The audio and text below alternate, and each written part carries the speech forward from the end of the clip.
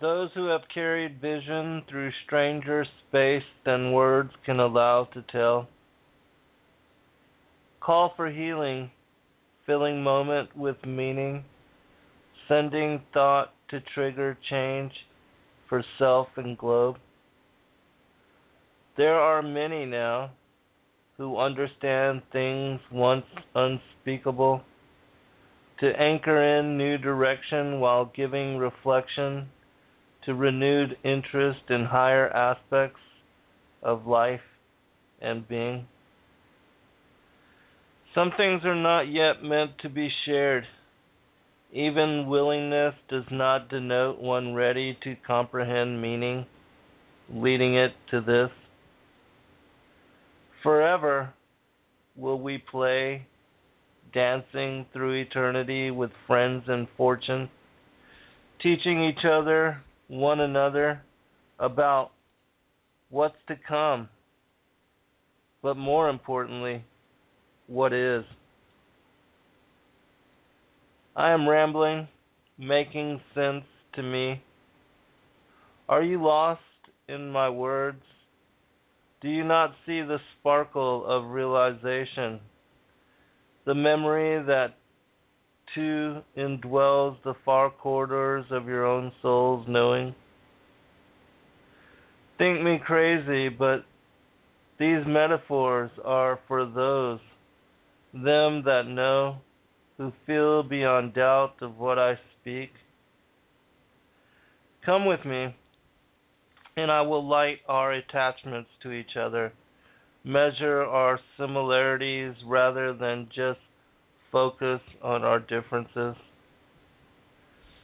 Truth imbues soul with knowing, always available, no longer necessary to hermit ice-top, snow-capped mountains, meditating frigid waterfalls in search of lost paradise.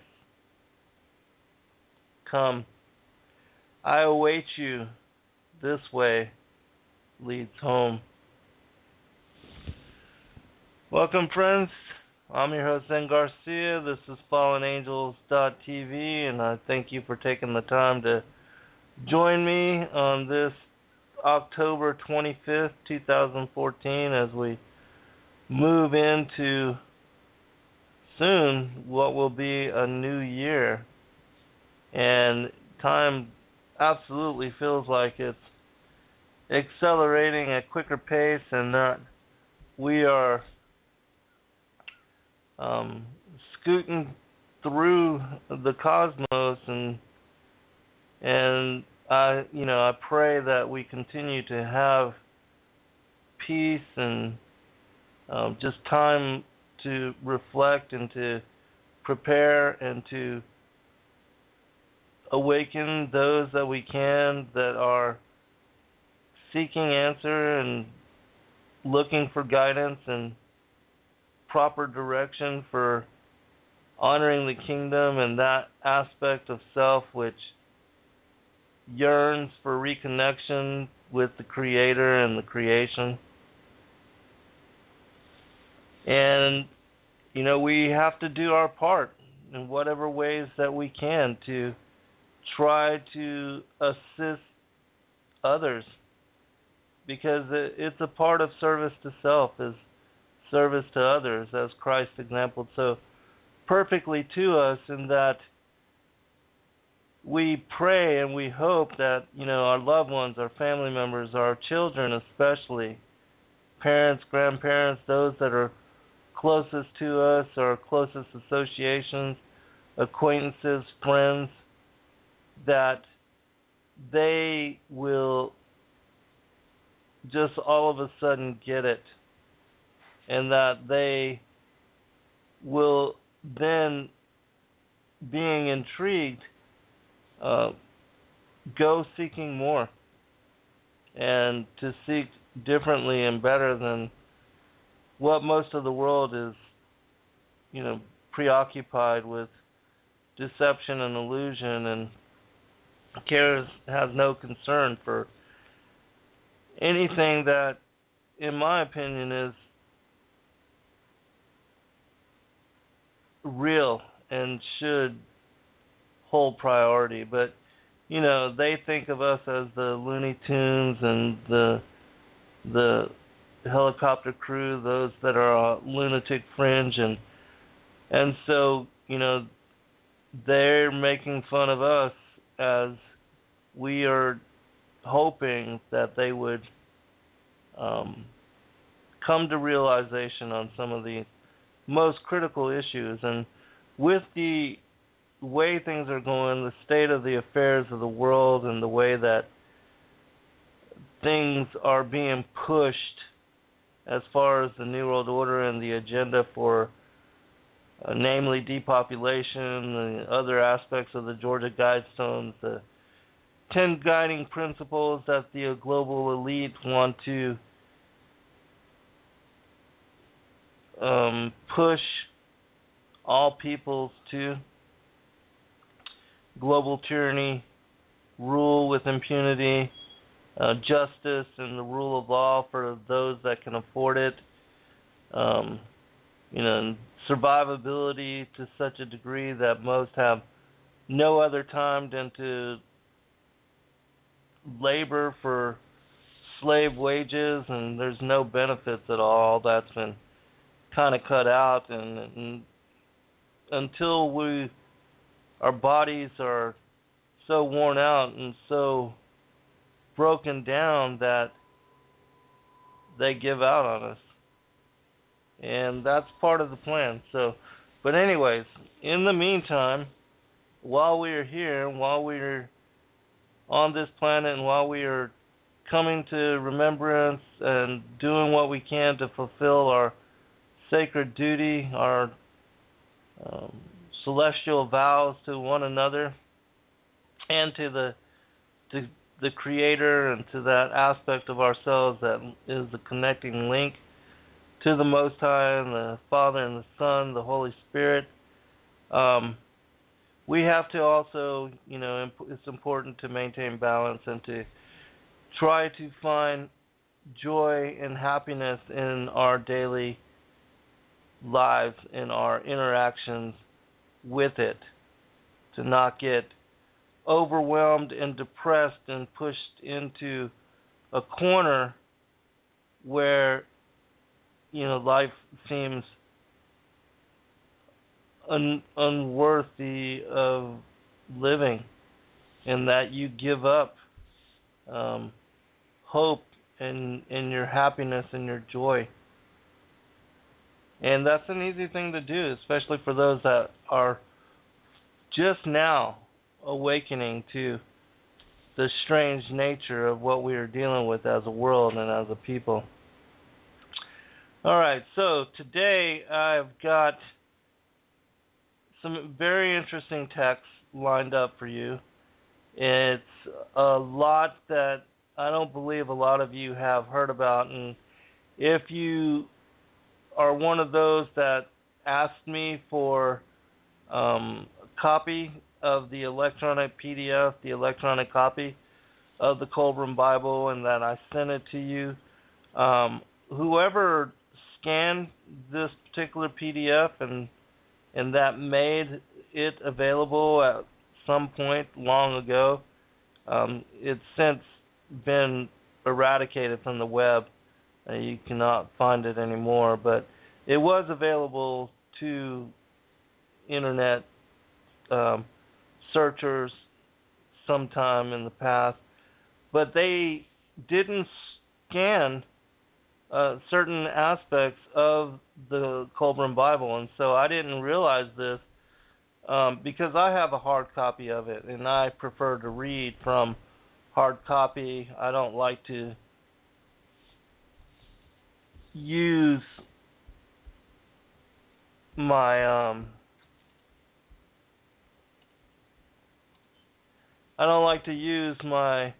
computer to read, since I do so much on it anyways, and I like to spend my time outside with the creation, with the great mystery, and hear the birds sing and watch my cats frolic and in jubilation, and to read in that manner and to have the sun beating down on me and the wind kind of blowing through my hair and that kind of thing, and you know, I feel like I'm part of the giant family when I'm out there in the elements and, you know, part of the creation and in that kind of way. And so I try to limit, because we all do so much research anyways on the computer, but if I can, I prefer to read a hard book. But I did go into the electronic copy of the PDF that I've sent to you and that I have myself, and this whole chapter and many of the other scrolls that are part of this particular book, I think it's called the Book of Manuscripts in the Kolbrin Bible, that many of them are missing. And so you will not be able to find this information in that electronic copy.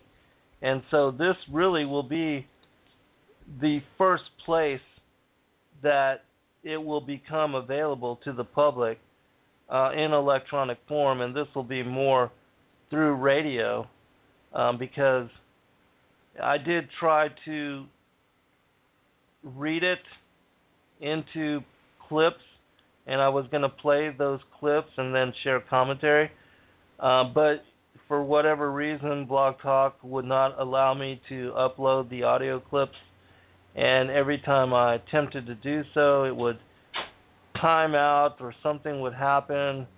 I was only successful of 1 of 4, and so I'm actually going to read the text, and I've scanned it, and so I have these digital images of this particular chapter, which in the Kolbrin text is only 4 full pages, and you know, 2 of those pages are only partial, and so it's not a great amount of reading, but we are also going to share discourse on the Emerald Tablets, which those of you that have been long-time listeners have heard me read, specific the Emerald Tablet number 8, which talks about Atlantis, and Thoth is giving a recounting of what happened to Atlantis and how it was destroyed, why it was destroyed, the things that they got involved in as the sons of God, the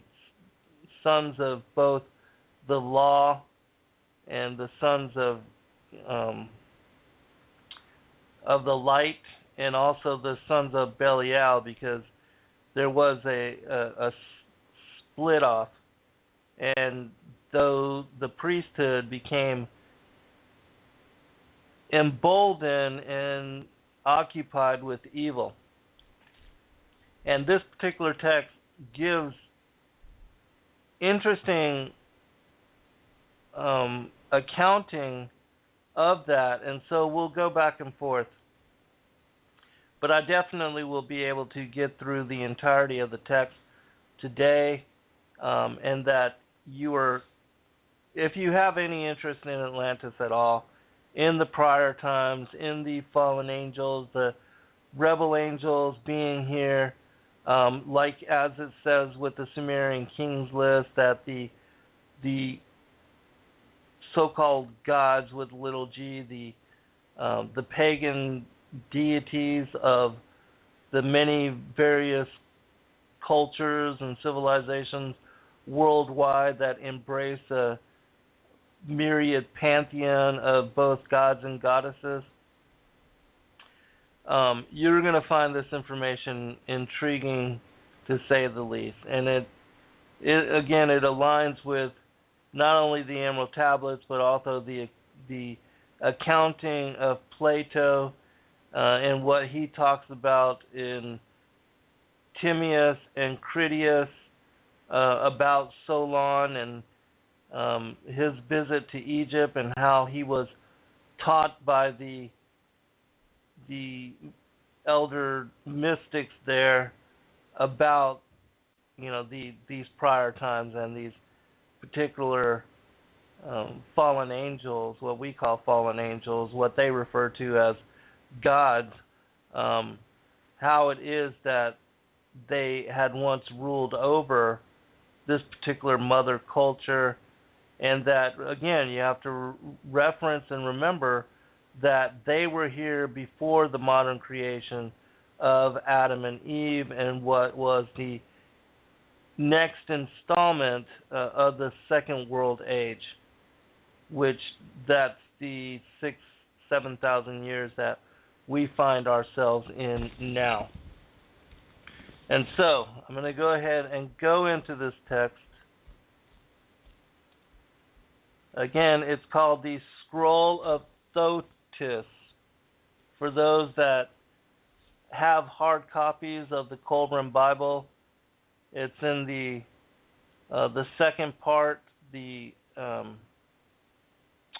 first part is those manuscripts that were kept and safeguarded by the Egyptian priesthood, and the next particular passage was a mix of the Egyptian priesthood and also the Druidic priesthood, and those that were in Great Britain, because this particular text was supposedly kept secretive there at one of those abbeys that was destroyed by Longshanks, and that it almost got wiped out and eradicated a number of times, and that was one of the reasons why in 2006 they decided to make it public, but that a certain family had safeguarded it and kept it hidden and protected for hundreds, if not, it's been passed down for thousands of years. And this particular text goes way back. It has commentary on the prior times that talks about the reign of the fallen angels. All of that is included within the manuscript as well. It says this: these writings are dedicated to the great God who is eternal. May they live forever among things that survive to serve man. May they be an enlightening lesson and a warning to those who follow.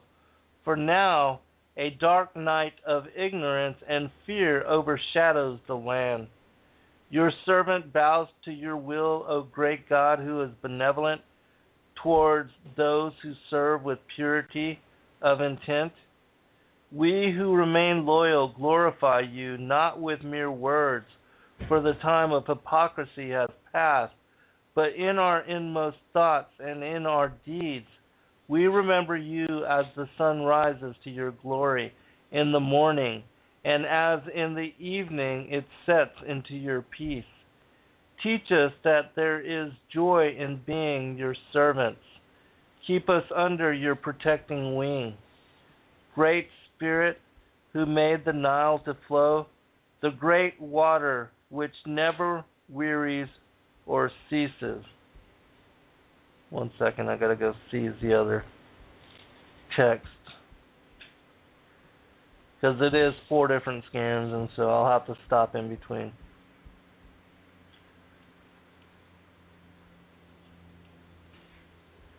All right.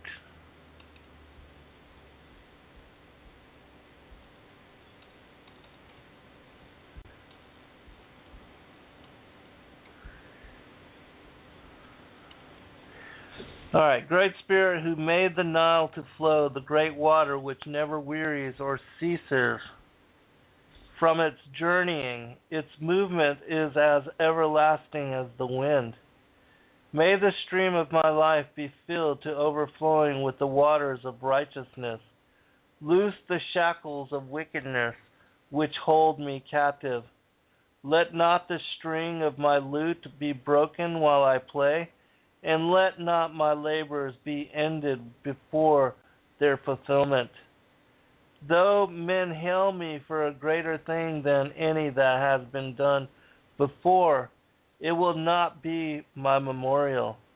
Time will eat away my name, but let many mornings dawn on my waking, that I may complete the task entrusted to me.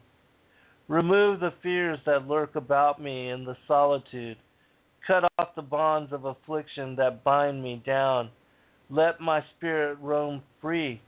We who remain loyal to know your laws and the great law, which is as firm as the hills of immortality. In the days to come, great songs will be sung unto you, even as they were sung in the days of old. The priest can no longer be held in restraint by motive, and dark days threaten us. It is a time of foreboding, yet there is peace throughout Kahimu.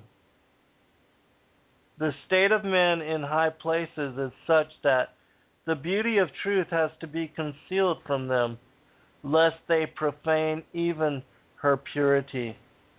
Under the shelter of her mantle, even those strengthened by the vision seen in the eternal chambers are liable to lapse into many wickednesses. They would say in their hearts, being one who is purified, I am safe.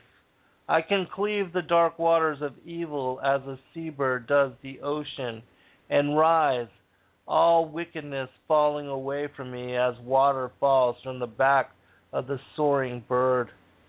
Thus it is today and was even in the days long gone, for such things are written in the old manner of a scroll found at Hanu. The first land on earth wherein men dwelt was not Kahemu. It was a land out beyond the salt waters. To this land came the immortal spirit in the form of a radiant one from heaven, who had left his more enlightened place to dwell among beasts in the lower kingdom of sorrow. In some mysterious way, he became incarnated as a man. How, we know not, but he founded the race of man. It is not as recorded in tales told for the ignorant. Alright, I'm going to stop here because I want to make commentary on this particular passage. First, this particular individual is trying to endeavor to write about the olden books and to share scrolls that were even ancient in his day. And if you read the Kolbrin Bible, this is repeated over and over. And it's my opinion that they were led by the Great Spirit before it got into the hands of like the pagan priests and also the Druidic priesthood, those that were led astray and that gave themselves over to the darkness, abusing their position and their authority, much like the priests of the Catholic Church today. And that in the old days, when some of this material was first being scripted and preserved and passed on, that these individuals had righteous deed and that they were called by the Spirit to do so. And that this individual also speaks about how it is that, the other men of knowledge, other wisdom keepers, how they are going astray and how they're getting involved in darkness. And Thoth also speaks about this.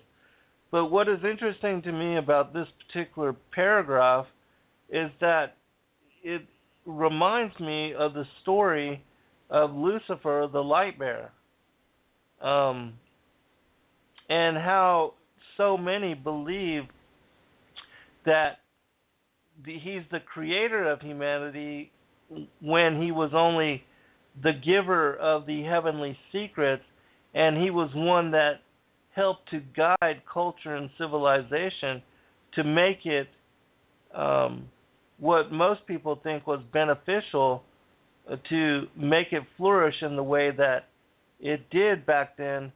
But he's also the one that demanded blood sacrifice and instituted worship of himself and the other fallen angels. And so, how beneficial was that? And that's why it says in the book of Enoch that even the Watchers, when they were not the only group that brought down the heavenly secrets or the secrets of the heavens, the rebel angels were the first. And Lucifer as the light bearer and the 1/3 of the angels of the Most High that joined him in rebellion and in insurrection and were cast out on the second day, and that were here and banished to the dark earth before we ever came, that they were involved in manipulating, experimenting, and doing everything they could to make this their home and also to establish themselves as gods. All right, and so that's why I find this passage where it says, "To this land came the immortal spirit in the form of a radiant one from heaven, who had left his more enlightened place to dwell among beasts in the lower kingdom of sorrow." This is also the story of Yaldabaoth in the Gnostic text. In some mysterious way, he became incarnated as man. Just like as it says in the Emerald Tablets of Thoth, that the elder ones of the rebel angels, when they left their place of habitation and they came to be housed here in this particular solar system, and having taken residence on both planet X and also here, as well as other places like Mars, that somehow they're leaving their place of habitation and also stepping down in vibration to become manifest in this third dimensional reality, that they soon lost their ethereal form and their ability to step in and out of bodies and in and out of possession of flesh, and that they became trapped. And this is kind of the same story that is being reasserted here. All right. It gets really good. You're just going to be blown away by this particular text. And as I've stated in my other work with the prior times and some of the other things that I've talked about with the reign of the rebel angels, it aligns with all of that as well. If you have eyes to see, and the ears to hear, and a mind to understand. All right, continuing, and then I'll check the chat room if you have any questions. Again, we're reading from the Scroll of Thotis, from the Book of Manuscripts, chapter 31. None knows in truth the old motherland or where it was. There are tales, but they disagree. The 9 bows say it was southward. The learned priests are not united in thought. Some say toward the west where the sun sets. Okay, some of this is a little bit blurred, so I'm going to try to maintain the integrity and read it as best I can. It was scanned and the inner portion looks a little bit blurred, but I think I can make out the words. Towards the west where the sun now sets, while others say towards the east where the sun rises. Southward are great mountains and forests, monsters and men covered with hair. Here, winds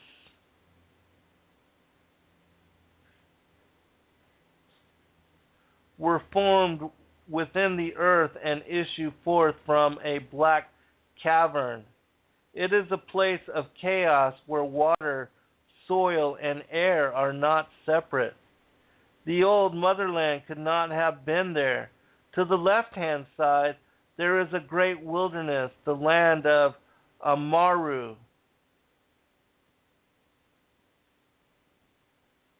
the old motherland could not have given birth to such as these. To the right hand is the wide plain of man-eaters, which stretches out to the far reaches of old Kahemu. This was barren even in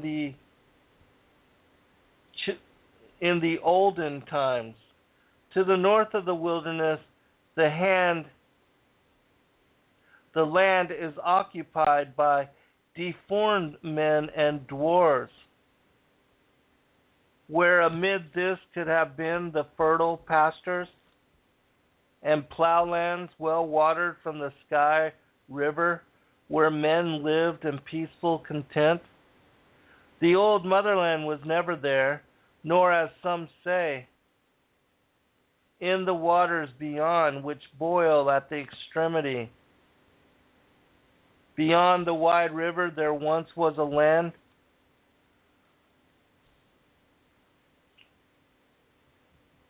graced with all riches needful to men, crowned by many walled Meru, but it was not the land of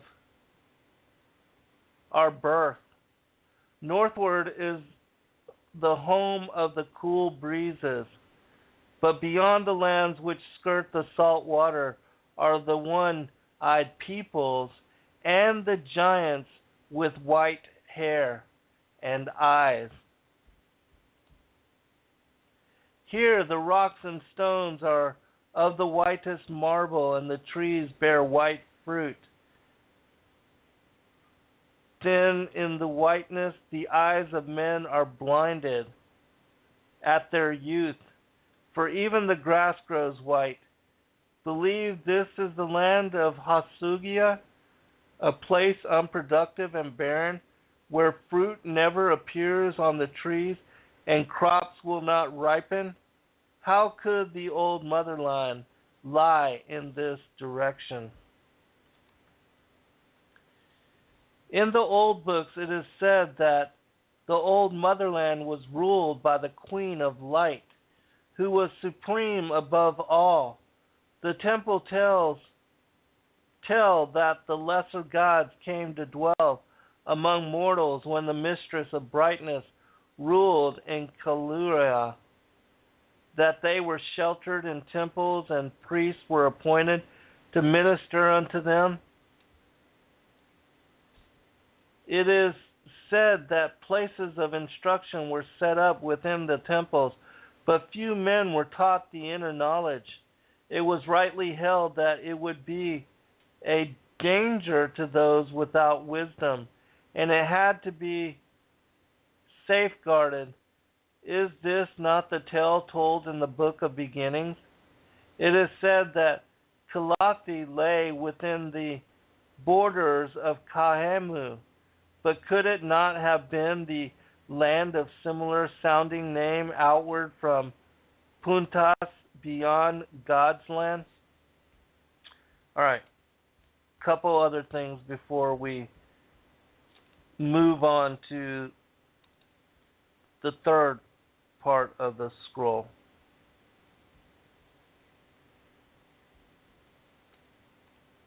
Which I'm getting that prepared, so. And this is a clean scan, so I shouldn't have any problems. Alright, interesting that it speaks about the land surrounding the motherland as being inhabited by men that are covered, entirely with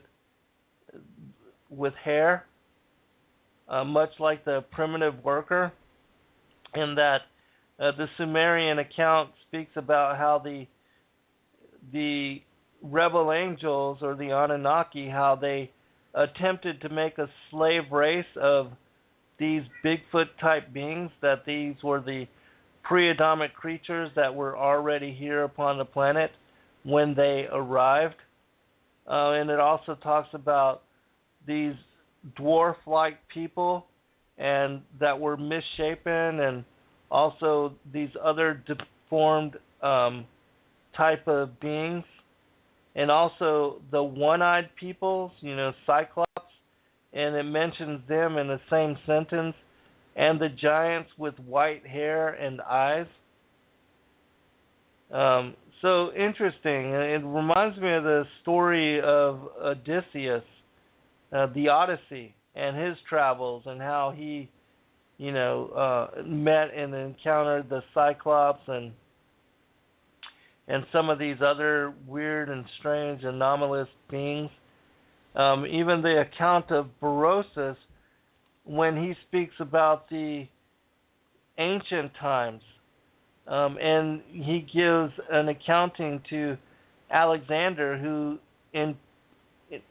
tasked him with writing down the history of the prior times and of those things which had been long forgotten in his day and age.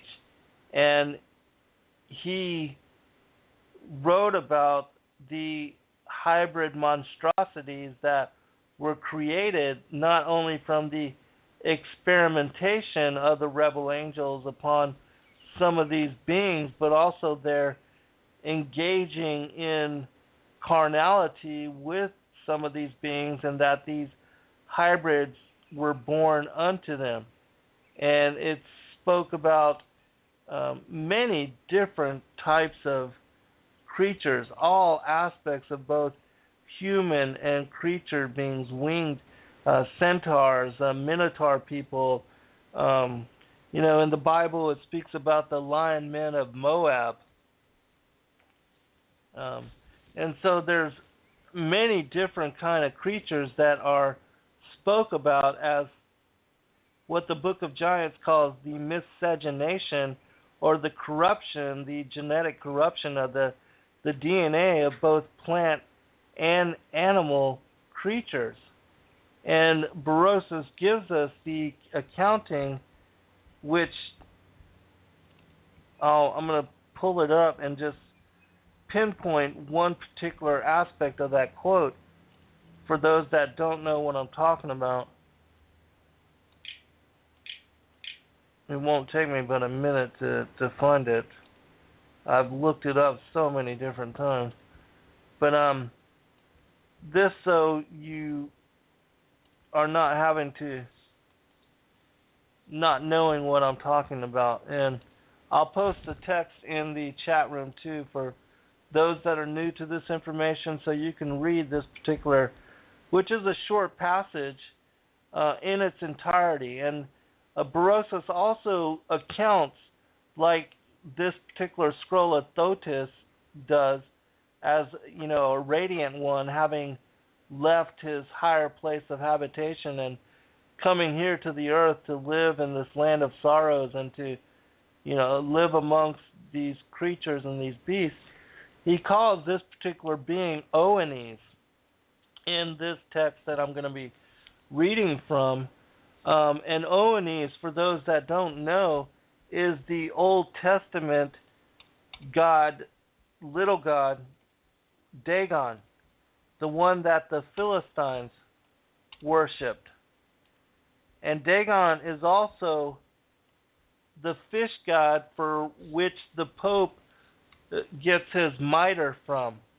The Pope's hat, which looks like a fish's head, that is continued reverence to Dogon or Dagon. And also the Dagon people call these particular beings the Nomos.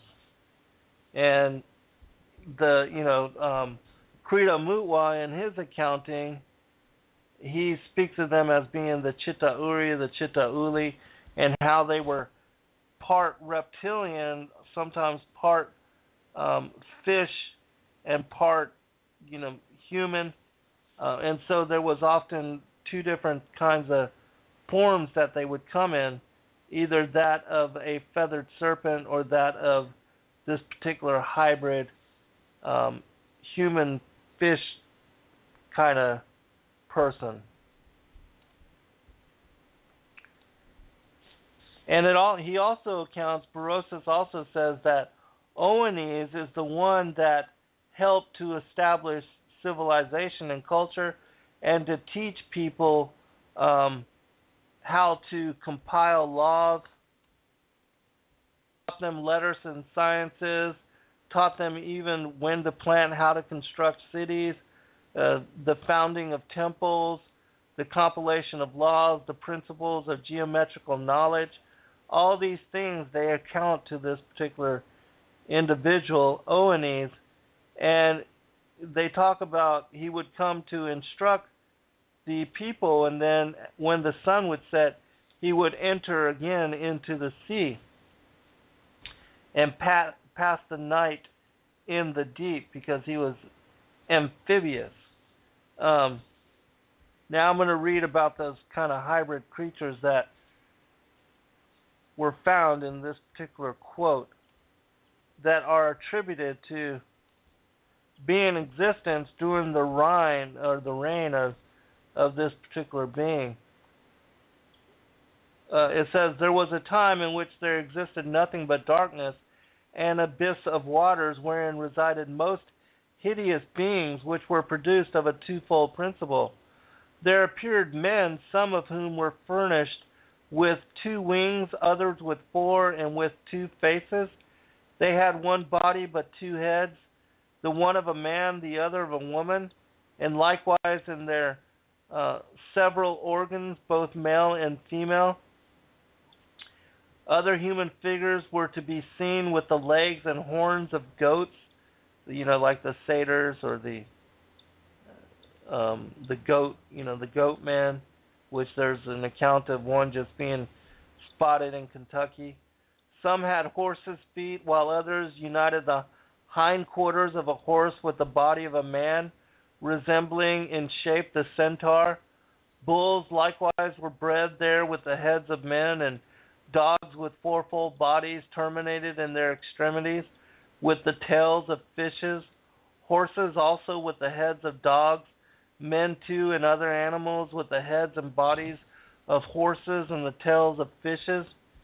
In short, there were creatures in which were combined the limbs of every species of animal.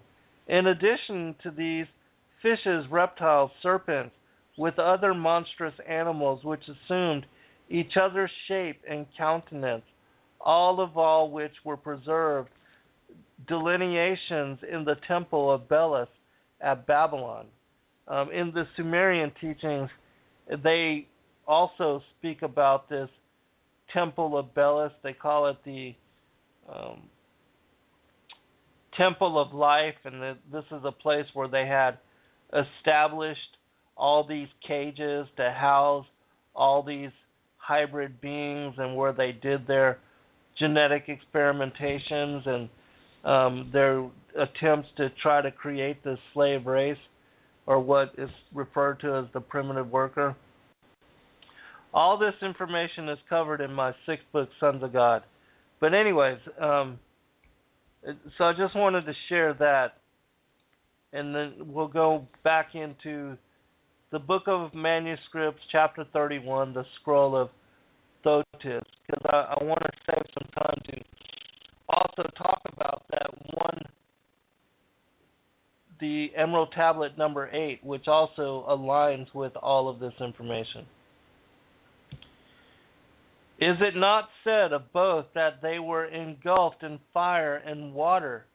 In the book of Beginnings it is said the generations passed, and a vast amount of knowledge and wisdom was accumulated and preserved in purity. It was the heritage of mankind, but though man had learned to cherish the light of truth and walk wisely with it, nevertheless then as now false priesthoods flourished. They pandered to the carnal desires of the undeveloped and exploited the weaknesses of the ignorant. Their iniquity built up a vast weight of evil in the netherworld, which projected itself into the material of earth, so that the powers which upheld it became unstable. This caused all the southern part of the old land to sink down into heaving waters. All right, let's stop there for a second and visit the first part of this passage that I want to quote from the Emerald Tablets to show you how they align up. It says, "Speak I of an ancient Atlantis, speak of the days of the kingdom of shadows, speak of the coming of the children of shadows. Out of the great deep were they called by the wisdom of earthmen, called for the purpose of gaining great power.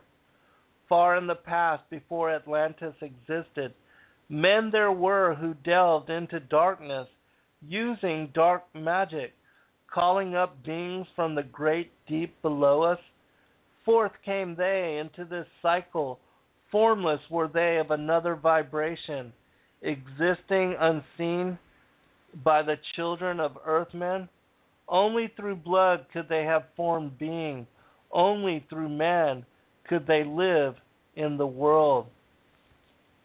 Alright, so you see how even the beginning of this particular passage, it speaks about how these rituals were done by a priesthood that fell away from the ways of light. And like the sons of Belial, they started to open these stargates, open these portals, to do ritualized magic, to conjure up these formless beings and to invite them to come into this plane of existence. And when the blood was offered, ritual sacrifice, the victim sacrifice, the offering of children, just as it talks about in the Old Testament with how the Dagon and Moloch, these pagan gods, how they were worshipped by those of the sons of Belial, the seed of Cain. All right. One last paragraph and then we'll continue. One paragraph from the Emerald Tablet says, "In ages past were they conquered by the masters, driven below to the place whence they came. But some there were who remained hidden in spaces and plains, unknown to men. Lived they in Atlantis as shadows, but at times they appeared among men. When the blood was offered, forth came they to dwell among men." All right. Check the chat room real quick.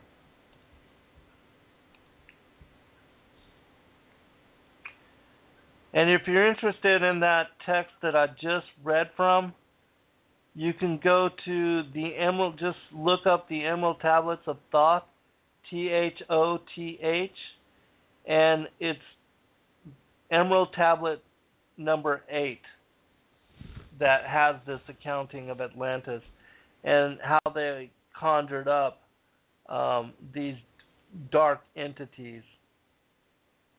All right, yes, Jazz is asking me what I'm reading from.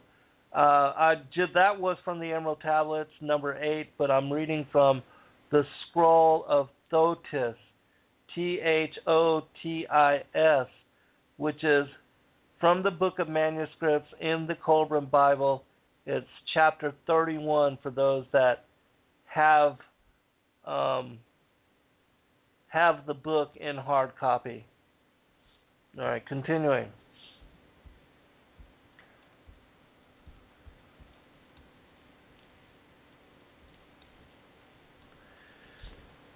The disaster was brought about through the ascendance of evil.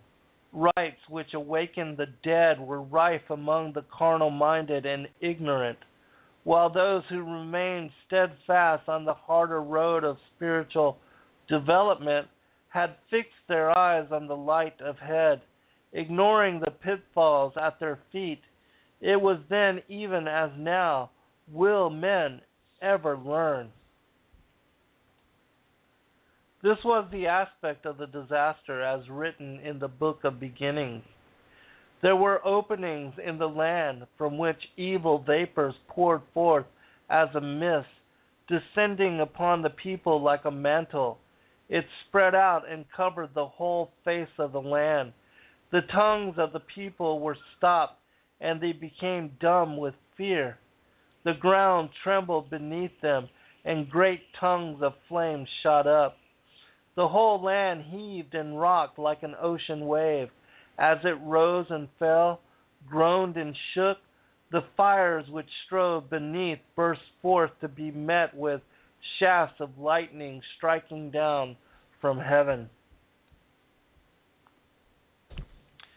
A thick black cloud of smoke filled the land, and men were smothered in dust. As the setting sun rested on the horizon, it could be but dimly seen beneath the cloud as a fiery red ball.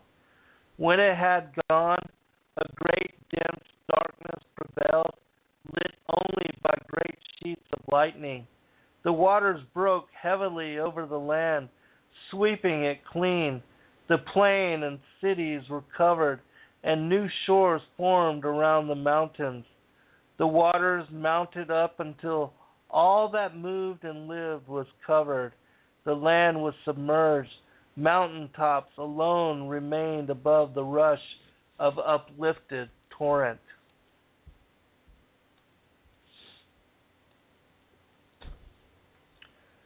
Whirlwinds blew and brought cold winds which cleared away the dust and debris.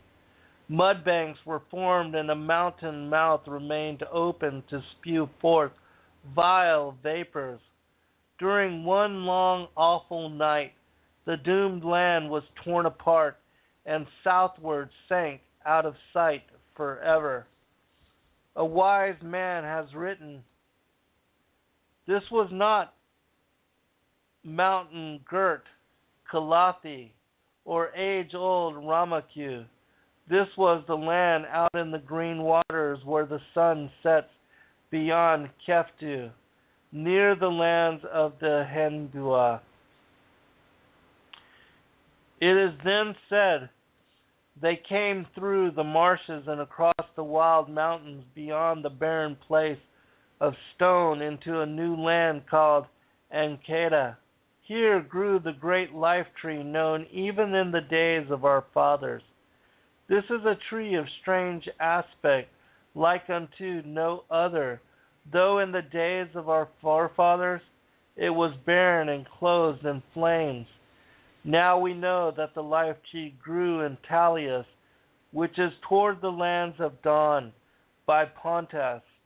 Therefore could not the old motherland have been found hereabouts? Not all was inundated. It is said men came out of the devastation. Behind them the land sank and the earth shook. Mountains split apart and crumbled. Where once there had been a valley, now stood a mountain. The air was filled with smoke, and hot rocks were hurled down from out of the sky. Men choked in brimstone. Great winds howled like 1,000 unearthly wild dogs. They left all behind them and came across the wild places to the land of refuge. Was not Kaiamu once known to some men as the land of refuge?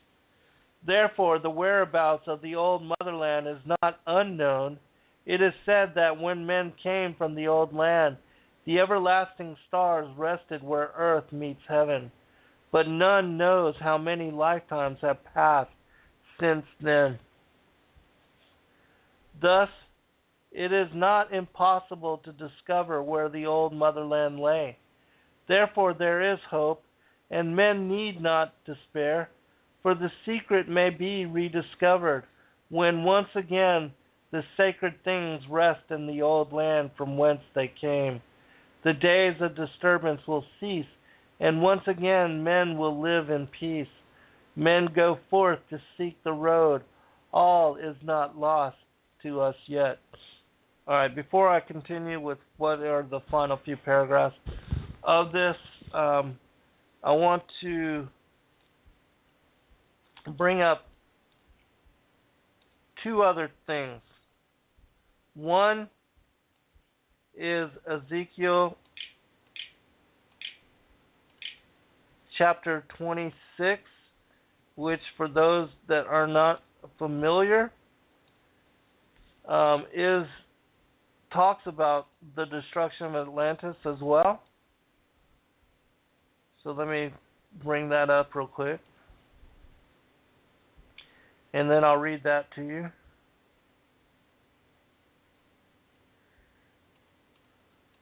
And then I want to make mention of a book that I had covered previously in other shows called Oahspe, Oahspe, I believe, or PSE. But anyways, I did a series of shows in that from the particular book about the land of Waga, which in that text, Waga is the same thing as the motherland. And remember, this is pre-Atlantis. This is that old culture, even before it was given, or what we know as the mythology that is connected to Atlantis, but that this goes further back in time than even, the stories and the mythologies of Atlantis. Ezekiel chapter 26, starting with verse 15, it says, "Shall not the isles shake at the sound of thy fall, when the wounded cry, when the slaughter is made in the midst of thee? Then all the princes of the sea shall come down from their thrones and lay away their robes and put off their broidered garments. They shall clothe themselves with trembling. They shall sit upon the ground and shall tremble at every moment and be astonished at thee. And they shall take up a lamentation for thee and say to thee, How art thou destroyed that wast inhabited of seafaring men, the renowned city, which was strong in the sea, she and her inhabitants, which caused their terror to be on all that haunt it. Now shall the isles tremble in the day of thy fall, yea, the isles that are in the sea shall be troubled at thy departure. For thus saith the Lord God, when I shall make thee a desolate city, like the cities that are not inhabited, when I shall bring up the deep upon thee, and great waters shall cover thee, when I shall bring thee down with them that descend into the pit, with the people of old time, and shall set thee in the low parts of the earth, in places desolate of old, with them that go down to the pit, that thou be not inhabited. And I shall set glory in the land of the living. I will make thee a terror, and thou shalt be no more. Though thou be sought for, yet shalt thou never be found again, saith the Lord God. And so the Most High is talking about Tyrus here.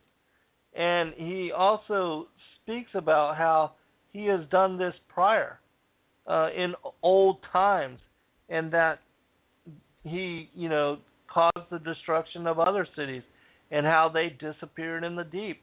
And in my mind, this is a reference to, inhabited of seafaring men, and that they used to terrorize all of the earth. It was the same thing that Plato said of the Atlanteans, who were trying to establish a new world order in that, way back in that, even during that time, and how it was that the Spartans and the Greeks were the ones that stood up and prevented them from, being able to assert global tyranny even way back then, and the establishment of what is the New World Order, which is really an old concept that goes back way back into the ancient past. Ever since the rebel angels have been cast here, banished here, they have been trying to establish the New World Order. All right. And so,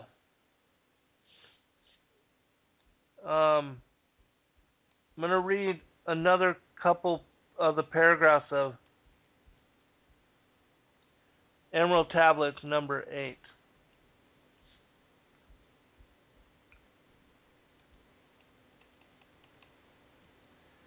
In the form of man moved they amongst us, but only to sight were they as are men. Serpent-headed when the glamour was lifted, but appearing to man as men among men. Crept they into the councils, taking forms that were like unto men, slaying by their arts and the chiefs of the kingdoms, taking their form and ruling over man. Only by magic could they be discovered, only by sound could their faces be seen. Sought they from the kingdom of shadows to destroy man and to rule in his place. This passage aligns with the mythology of the dragon, and how the dragon in China was worshipped, and also that they believed that their culture and also that their kings were seated from these dragons, which is nothing more than the feathered serpent, which is the Nakash of Genesis chapter 3, the feathered serpent, the winged guardian of the tree of the knowledge of good and evil, as it says in the book of Adam and Ua, which I'm going to make available, I think, with the printing of my next book, because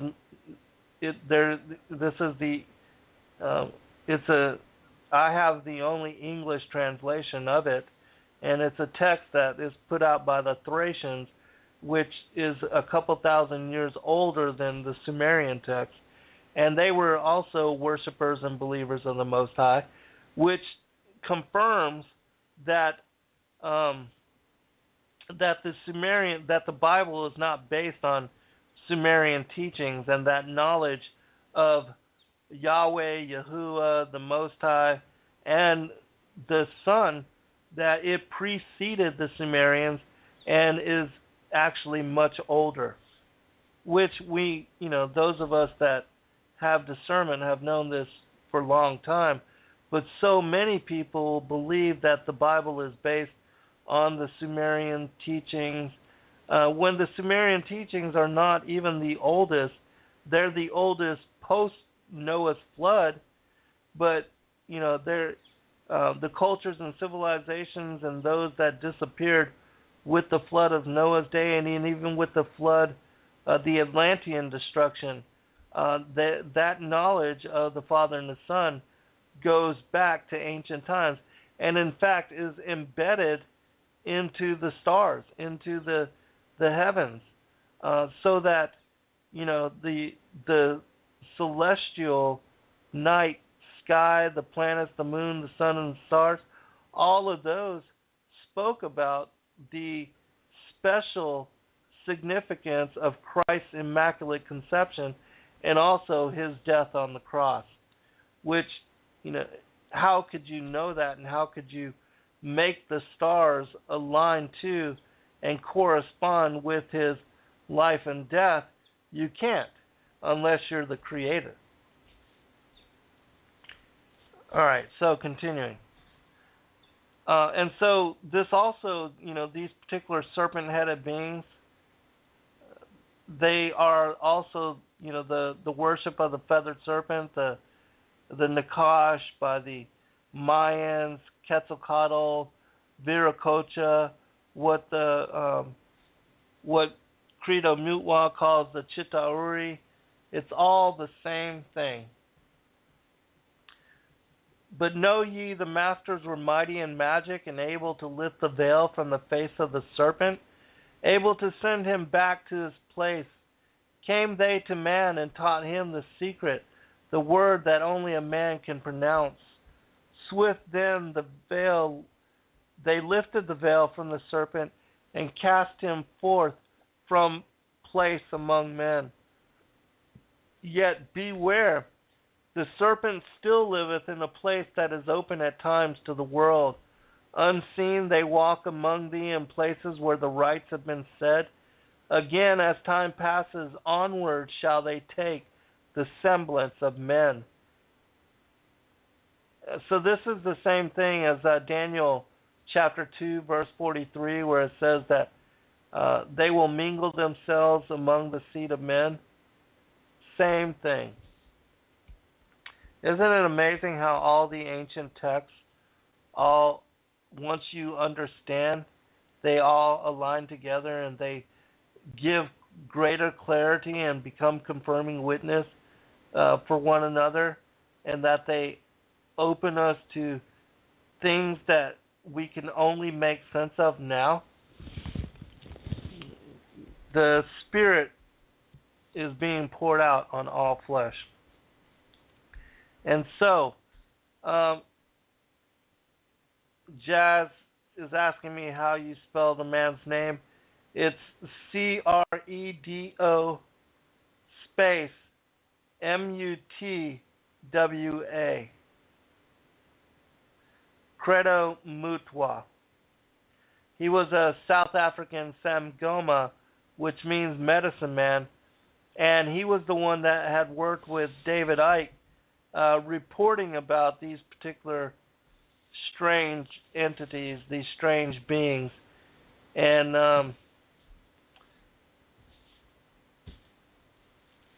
you know, he talks about it from the oral traditions that have been passed down among the indigenous, the native peoples there in Africa for thousands and thousands of years. And again, this information is all found in my 6th book, Sons of God, Who We Are and Why We're Here. Not this part on the Scroll of Thotis, but I will make it available in the part that I do on Atlantis in what will be my next book, which has a focus on the war in heaven, the destroyer, Atlantis, and the last days. So, I don't trust Ike either. In fact, I know that he's a disinformation agent and that he works, you know, he's part of the secret societies and that, you know, he's one of those Freemasonic type of people, even does the handshakes, and he's a denier of Christ. You know, believes that Christ is an ascended master and that we can all aspire to be Christ as gods ourselves. The same thing that Satan tempted Adam and Eve to fall from grace and to lose their immortality and to be kicked out of paradise for.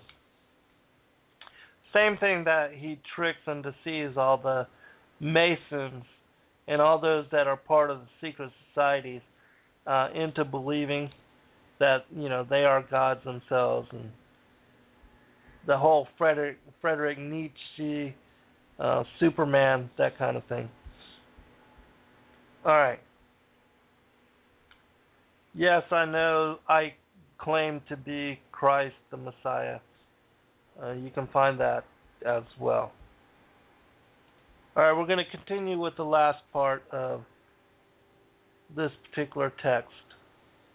The Scroll of Thotis. Now the great house of the hidden places stands in Kahamu. It is built to last forever. I'm going to open up the last scroll. Or the last scan.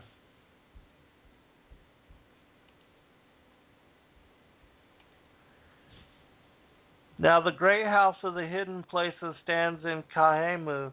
It is built to last forever, and stands up strongly towards heaven, high above the heads of men.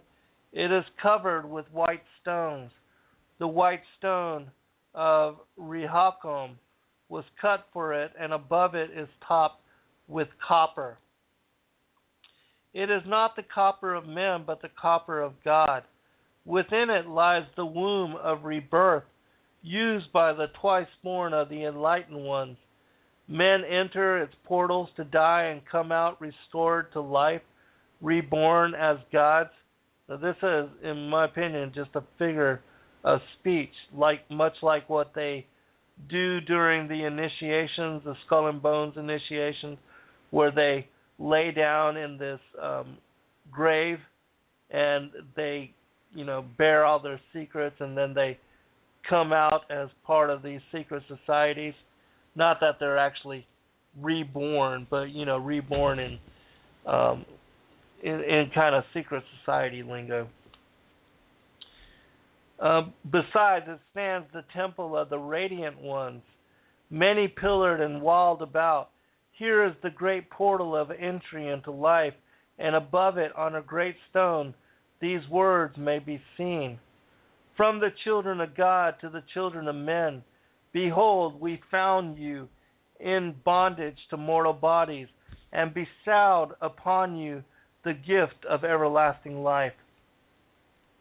For those that have studied about the pyramids, because it sounds to me, because the pyramid also, the capstone, the very top, it was covered in some kind of metallic, copper, gold, whatever it was, a conductor of energy, and it was able to draw down forces, as above, so below, they say. And that there was, supposedly not a sarcophagus that, somebody was buried in, but supposedly something that they would use as initiation, where people would lay down and they would have to stay in this kind of sarcophagus or coffin for 3 days, and they would receive all these different visions, and that it was part of the initiation, and if they could survive it, they would come out as new men of knowledge. That this particular passage sounds similar to that particular initiation. My brothers, these are the days of distress, and no man knows the outcome of the strife that rends the land. For long generations this was a land of peace, a land blessed with bounty. But now men have wrought evil upon it. They who have gone to save it may not complete their journey back, and naught shall have been achieved. Therefore I say unto you, prepare to depart hence, even as it is written, let the things that are more valuable than life be brought to safety. Above life and land is God. He is above life and land. Alright, if I can find it, I'm going to read one more passage from the Emerald Tablets, which talks about the destruction of Atlantis.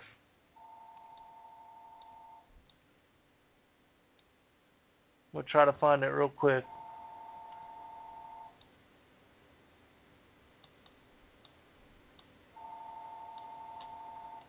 Because it talks about how the temple was covered over.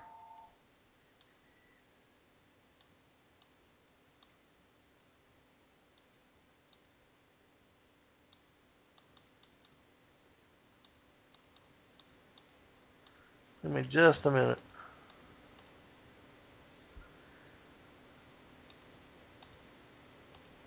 Okay, I think this is it.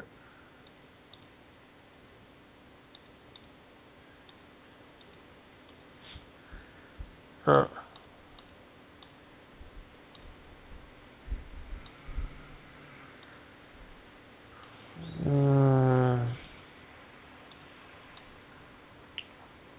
If I can't find it, I'll just make final commentary and we'll continue. But if I can find it, I think it would be a great way to end this particular text and this particular show.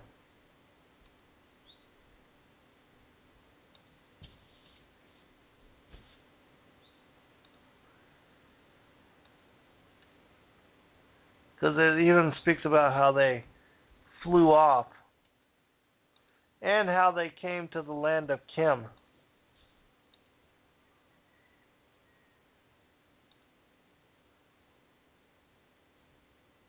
Okay, this might be it. Hold on.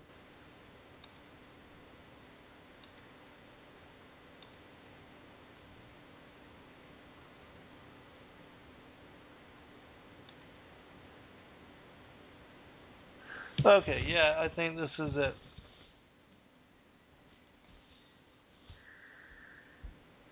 Let me verify.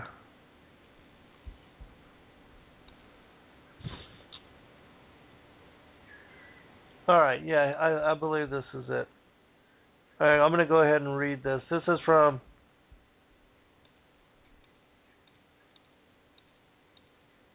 the 5th tablet, and I'm only going to read a part of it.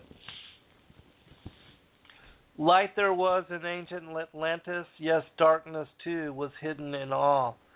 Fell from the light into the darkness some who had risen to the heights among men. Proud they became because of their knowledge, proud were they of their place among men.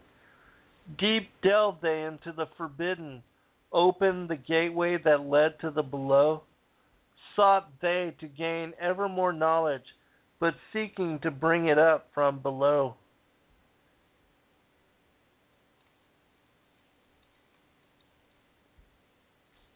He who descends below must have balance, else he is bound by lack of our light. Open they then by their knowledge pathways forbidden to man. But in his temple the all-seeing dweller lay in his aguante, which through Atlantis his soul roamed free. He saw the Atlanteans by their magic opening up the gateway that would bring to earth a great woe. Fast fled his soul, then back to his body. Up he arose from his aguante. Called he the 3 mighty messengers, gave the commands that shattered the world. Deep beneath the earth's crust to the halls of Amente, swiftly they descended to the dweller.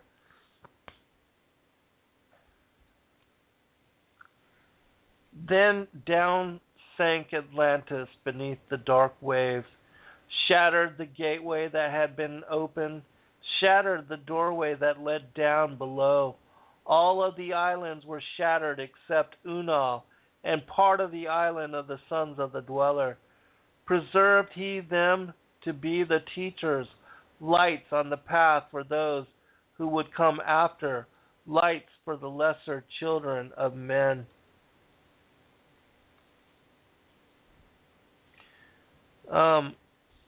Skip just a little bit. Then gathered I the sons of Atlantis into the spaceship. I brought all my records, brought the records of sunken Atlantis. Gathered I all my powers, instruments many of mighty magic. Up then we rose on wings of the morning. High we rose above the temple, leaving behind the 3 and the dweller deep in the halls beneath the temple. Down beneath the waves sank the great temple, closing the pathways to the lords of the cycles. Yet ever to him who has knowing open shall be the path to Amente. Fast fled we then on the wings of the morning, fled to the land of the children of Chem. There by my power I conquered and ruled them. Raised I to light the children of Chem, which Chem is Egypt, for those that don't know. Deep beneath the rocks I buried my spaceship, waiting the time when man might be free. Over the spaceship erected a marker in the form of a lion, yet like unto man. There beneath the image rests yet my spaceship, forth to be brought when need shall arise. Know ye, O man, that far in the future invaders shall come from out of the deep. Then awake ye who have wisdom, and bring forth my ship, and conquer with ease. Deep beneath the image lies my secret. Search and find in the pyramid I built. Each to the other is the keystone, each the gateway that leads into life. Follow the key I leave behind me. Seek, and the doorway to life shall be thine. Seek thou in my pyramid, deep in the passages that ends in a wall. Use thou the key of the seven, and open to thee the pathway will fall. All right. So, according to this particular text, Thoth is supposedly the builder of the pyramid, and that also the builder, the sculptor of the Sphinx, and that under the Sphinx he had buried this craft. We know that Casey speaks about there being like a hall of records, a library of wisdom up underneath the I believe it's the right hand of the right paw of the Sphinx. I can't remember exactly, but anyways, it's interesting to me that this text, the Emerald Tablets, which is supposedly 35,000 years old, and that was released to the public by the secret societies, and that many of the texts that are now coming to light have been released by secret societies that have been holding them and keeping them, and a lot of them have been kept from the masses and kept from the public for a very long time and to never be released. We know that there's a whole huge library underneath the Vatican of who knows what kind of information. It would definitely be interesting.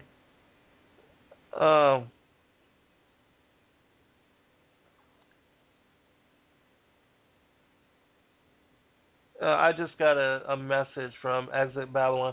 Exit Babylon, just so you know, I did hear from Dr. Joy, and she's been really busy trying to take care of Mel, her husband, who's been sick and he's been having medical issues.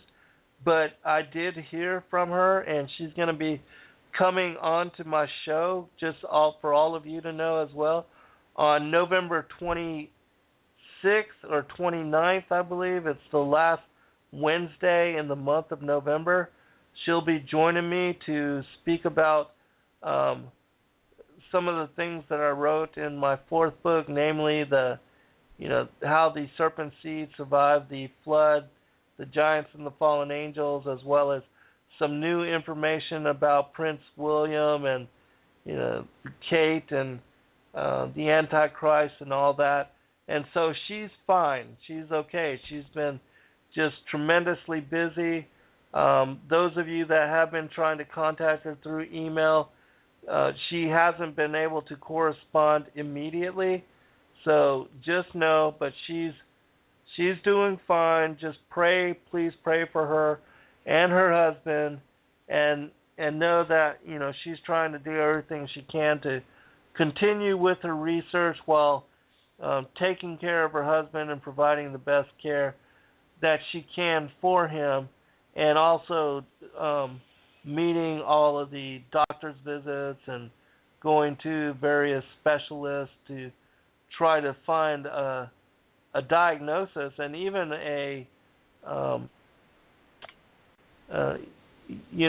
where they actually tell her what's going on, so that they can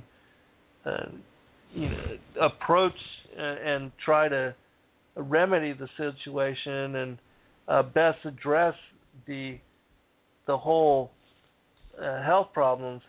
And so that's what's going on with her, but just know that she is fine.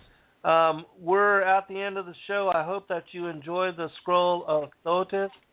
I will be doing a show this Wednesday evening, 8 to 10 p.m. on Revolution Radio Studio B with Fritz Springmeier, the author of the 13 Bloodlines of the Illuminati. Please do join us there if you can. It's sure to be a very interesting show.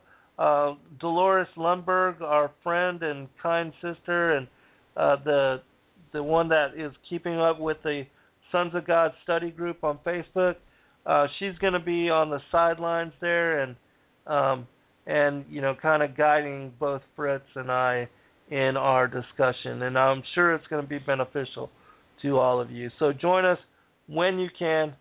God bless all. I hope that you are led in discernment and truth, and that the Father and Son keep you in their protection and lead you in your seeking of truth.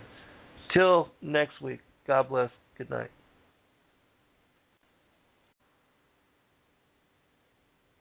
Those who have carried vision through stranger space than words can allow to tell,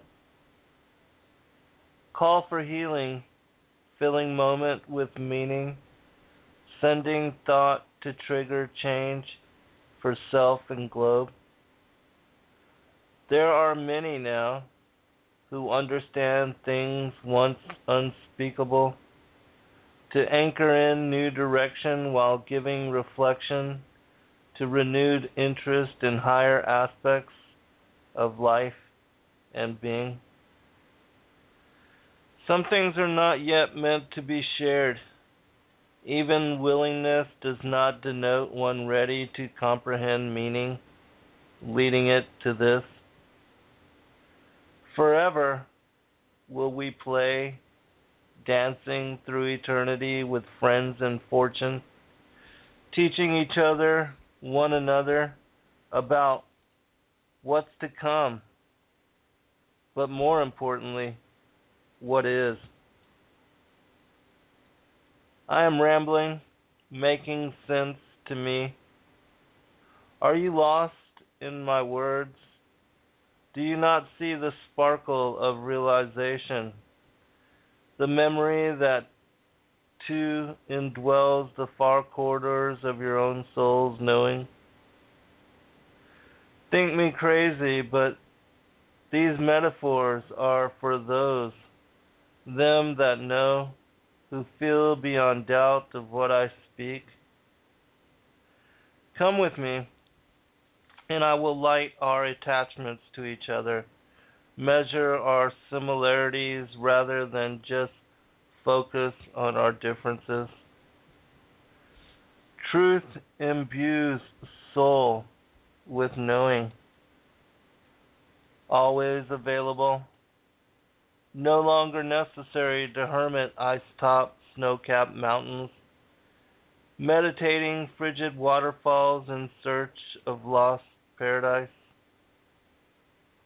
Come, I await you. This way leads home. Welcome, friends. I'm your host, Zen Garcia. This is FallenAngels.tv, and I thank you for taking the time to join me on this October 25th, 2014, as we move into soon what will be a new year. And time absolutely feels like it's accelerating at quicker pace, and that we are so going to share discourse on the Emerald Tablets, which those of you that have been longtime listeners have heard me read, the Emerald Tablet number 8, which talks about Atlantis, and Thoth is giving a recounting of what happened to Atlantis and how it was destroyed, why it was destroyed, the things that they got involved in as the sons of God, the sons of both the law and the sons of the light, and also the sons of Belial, because there was a split off, and though the priesthood became emboldened and occupied with evil. And this particular text gives interesting accounting of that, and so we'll go back and forth. But I definitely will be able to get through the entirety of the text today, and that if you have any interest in Atlantis at all, in the prior times, in the fallen angels, the rebel angels being here, like as it says with the Sumerian kings list, that the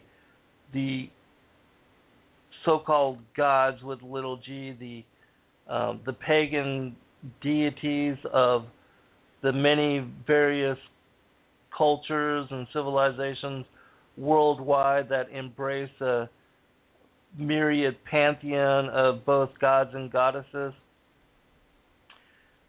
You're going to find this information intriguing, to say the least. And it aligns with not only the Emerald Tablets, but also the accounting of Plato and what he talks about in Timaeus and Critias about Solon and his visit to Egypt, and how he was taught by the elder mystics there about these prior times and these particular fallen angels, what we call fallen angels, what they refer to as gods, how it is that they had once ruled over this particular mother culture, and that, again, you have to reference and remember that they were here before the modern creation of Adam and Eve, and what was the next installment of the scooting through the cosmos, and I pray that we continue to have peace and just time to reflect and to prepare and to awaken those that we can that are seeking answer and looking for guidance and proper direction for honoring the kingdom and that aspect of self which yearns for reconnection with the Creator and the creation. And, we have to do our part in whatever ways that we can to try to assist others, because it's a part of service to self, is service to others, as Christ exampled so perfectly to us, in that we pray and we hope that, our loved ones, our family members, our children especially, parents, grandparents, those that are closest to us, our closest associations, acquaintances, friends, that they will just all of a sudden get it, and that they will then, being intrigued, go seeking more, and to seek differently and better than what most of the world is, preoccupied with deception and illusion, and has no concern for anything that, in my opinion, is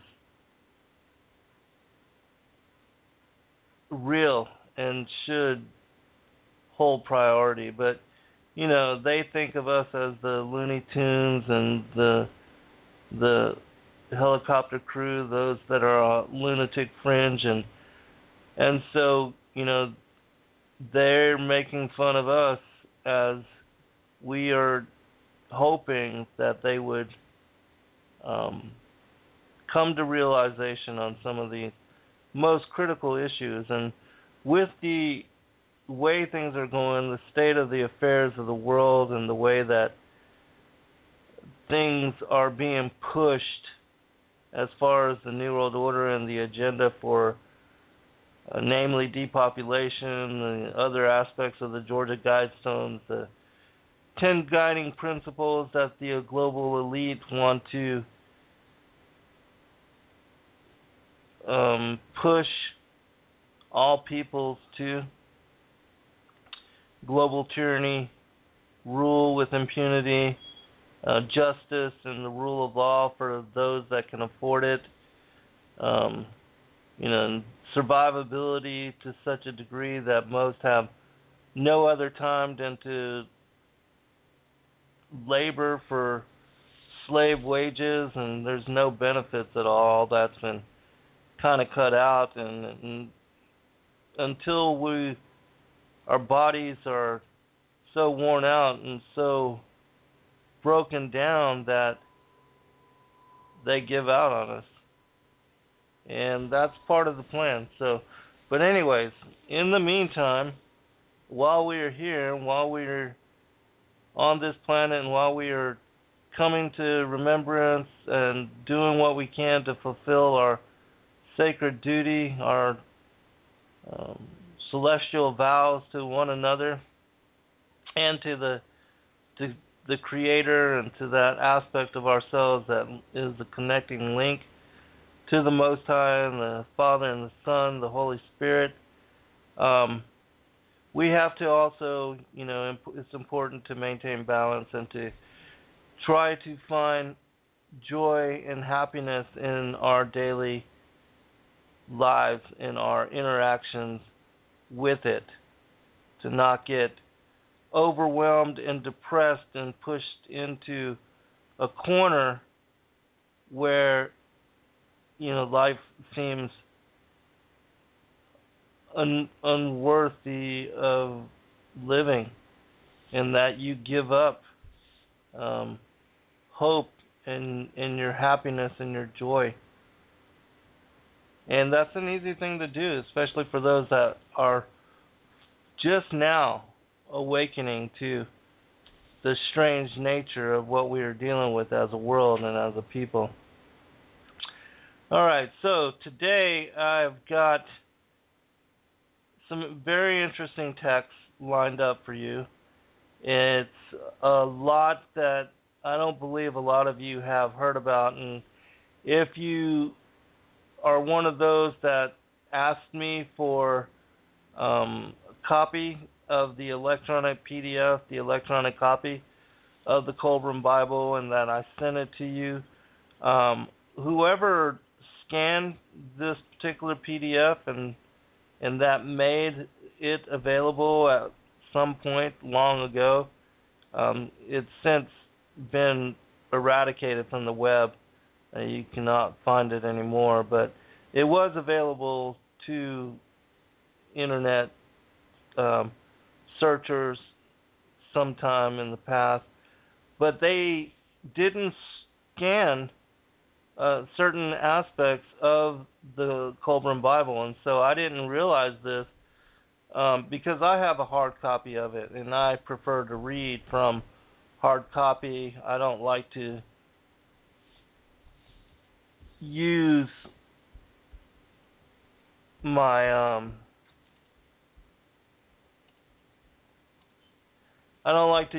my computer to read, since I do so much on it anyways, and I like to spend my time outside with the creation, with the great mystery, and hear the birds sing and watch my cats frolic and in jubilation, and to read in that manner, and to have the sun beating down on me and the wind kind of blowing through my hair and that kind of thing, and I feel like I'm part of the giant family when I'm out there in the elements, and part of the creation, and in that kind of way. And so I try to limit, because we all do so much research anyways on the computer, but if I can, I prefer to read a hard book. But I did go into the electronic copy of the PDF that I've sent to you and that I have myself, and this whole chapter and many of the other scrolls that are part of this particular book, I think it's called the Book of Manuscripts in the Kolbrin Bible, that many of them are missing. And so you will not be able to find this information in that electronic copy. And so this really will be the first place that it will become available to the public in electronic form, and this will be more through radio, because I did try to read it into clips, and I was going to play those clips and then share commentary, but for whatever reason, Blog Talk would not allow me to upload the audio clips, and every time I attempted to do so, it would time out or something would happen. I was only successful of 1 of 4, and so I'm actually going to read the text, and I've scanned it, and so I have these digital images of this particular chapter, which in the Kolbrin text it's only 4 full pages, and 2 of those pages are only partial, and so it's not a great amount of reading, but we are also